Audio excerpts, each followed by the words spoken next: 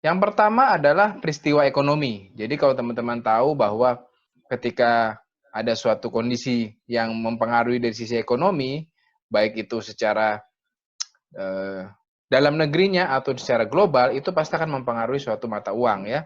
Jadi mata uang dapat naik atau turun karena data ekonomi yang dikeluarkan oleh negara. Ini yang dari internal. Yang dari eksternal itu adalah kondisi-kondisi global yang mempengaruhi mungkin perang dagang, kemudian dari sisi bencana dan lain-lain ya. Tetapi kalau yang dari yang pertama ini adalah peristiwa ekonomi yang ada di dalam negerinya. Mata uang dapat naik atau turun karena data ekonomi yang dikeluarkan oleh negara tersebut ya. Nah, di mana kita bisa melihat data ekonomi tersebut ya? Data ekonomi tersebut itu contohnya adalah PDB atau GDP ya, bahasa Inggrisnya ada di GDP. Bahasa Indonesia adalah PDB, adalah produk domestik bruto, kemudian retail sales atau penjualan retail, kemudian non farm payroll, kemudian tingkat pengangguran atau unemployment rate, kemudian FOMC, CPI dan lain-lain. Jadi kalau teman-teman lihat di gambar bahwa banyak sekali data-data yang bisa dilihat ya. Kalau teman-teman lihat di gambar, ini adalah salah satu screenshot yang saya ambil dari forexfactory.com ya. Jadi ini adalah contoh sebegitu banyaknya data yang akan keluar dalam satu minggu ya. Nah, apakah data ini pengaruh? Tentunya data ini pengaruh. Kenapa? Karena ketika kita melihat data, data itu kita bisa menunjukkan kemana market akan bergerak, sentimen pasar akan bergerak kemana. Jadi itu yang menggerakkan pasar. Oke? Nah, itu namanya adalah kalender ekonomi. Jadi di negara-negara maju biasanya mereka mengeluarkan data-data ekonomi, event data-data yang bisa menunjang market. Jadi bisa mengundang investor masuk ya. Memang kan tujuannya adalah secara global adalah mengundang investor masuk. Ketika data-data ekonomi dimunculkan beritanya menunjukkan kondisi ekonomi saat ini, hasil dari survei-survei membuat kepercayaan investor untuk masuk ke negara tersebut. Itulah kenapa perlunya ada kalender ekonomi. Tetapi baru negara-negara maju yang aktif atau rutin untuk mengeluarkan data ekonomi. Jadi kalau misalnya di Indonesia, apakah ada data ekonomi yang dikeluarkan? Ada, Bank Indonesia mengeluarkan suku bunga. Kemudian ada beberapa data yang bisa dikeluarkan dari Badan Survei, Badan Statistik Nasional. Nah, untuk di kalender ekonomi, di negara maju, kalender ekonomi itu ada dua yang biasa saya lihat ya, yang bisa kami lihat adalah forexfactory.com websitenya. Yang kedua mungkin bisa di investing.com. Oke.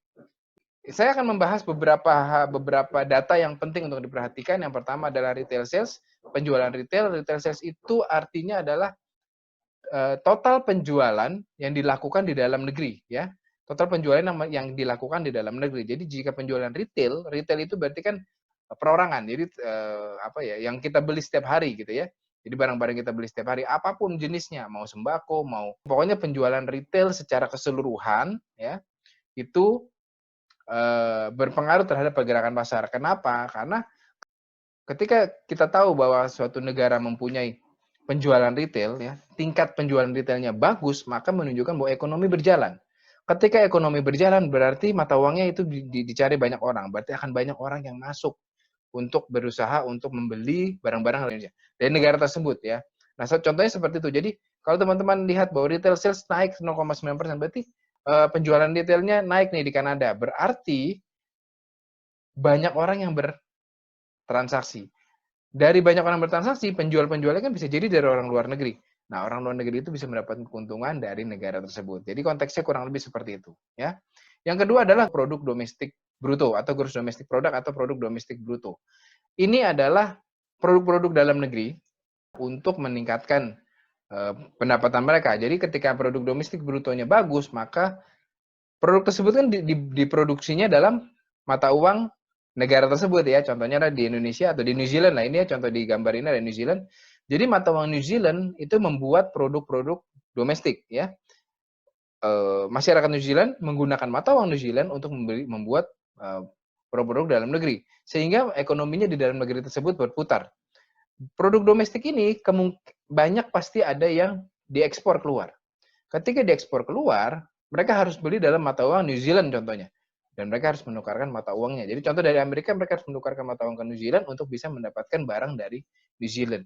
Ini juga mempengaruhi dari pergerakan dari mata uang. Ya. Jadi pergerakan mata uang ya, bukan pergerakan global secara keseluruhan. Pergerakan dari setiap mata uang harus dibedakan. Jadi ketika suatu data, contoh dari data New Zealand, berarti pengaruh terhadap New Zealand. Bukan New Zealand USD, bukan New Zealand Yen, tetapi New Zealand dulu. New Zealand-nya bagus, New Zealand dolarnya bagus, baru berpengaruhnya terhadap pasangan mata uang. Oke, harus diingat seperti itu. Oke, kemudian ini yang paling penting nih. Ini biasanya dilihat oleh semua trader ya. Mungkin trader baru pun pasti sering pernah tahu juga kata-kata ini, namanya non-farm payroll atau disebut NFP atau non-farm. Biasanya sebutnya seperti itu.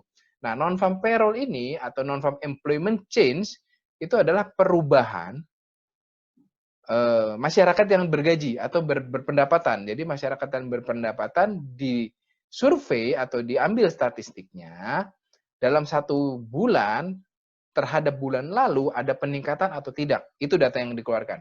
Jadi contohnya di sini adalah 10 Februari 2020, artikel ini diambil, dolar mendapatkan meningkat ya, mendapatkan keuntungan setelah US payroll-nya bagus ya. Jadi ketika US payroll-nya bagus, data non-farm payroll-nya bagus, maka mata uang menguat. Menunjukkan apa? Semakin banyak masyarakat yang mendapatkan gaji, mendapatkan penghasilan, maka kemungkinan untuk retail sales naik karena mereka dapat gaji sehingga mereka bisa belanja, retail sales bisa naik sehingga ekonomi terus berputar ya. Jadi kita dapat gaji ya. Kita beli produk dari pedagang, pedagangnya dapat penghasilan. Di data dapat retail sales, data retail sales.